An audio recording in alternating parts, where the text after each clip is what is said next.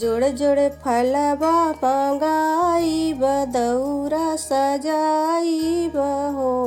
छठी मैया चली अइहा हमारी आंगनमा तो कोसिया भराईब हो।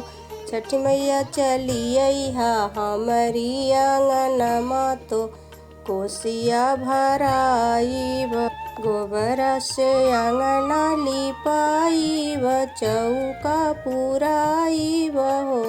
छठी मैया उकिया के खम्भा गड़वाएब चांदनी तनाईब हो।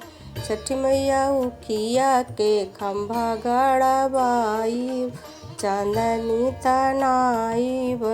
हाथी वाला कलशा ले आईब कुम्हरा घरे जाई के हो। छठी मैया मालिन से फूलवा ले आईब आंगना बिछाईब हो।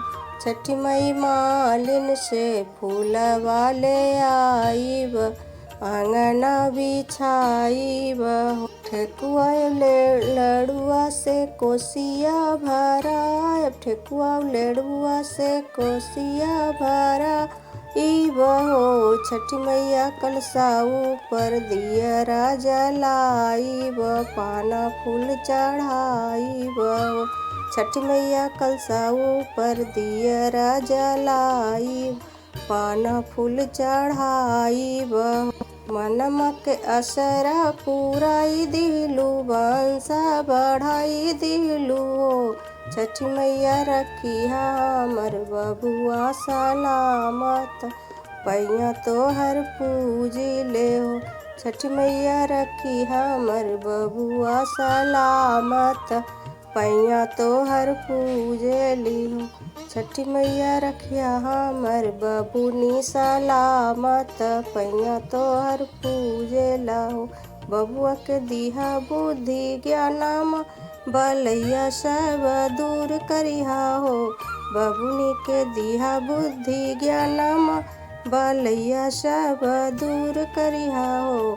छठी मैया सब संकट हरिहा हाय तना जरूर करिहा।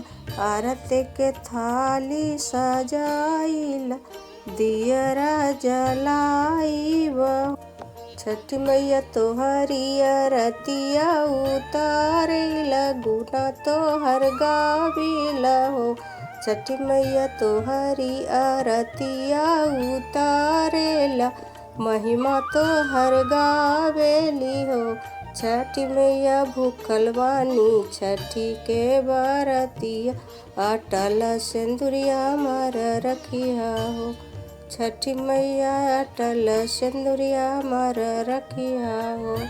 जोड़े जोड़े नारियल सजौले बानी जोड़े जोड़े नारियल सजौले बानी।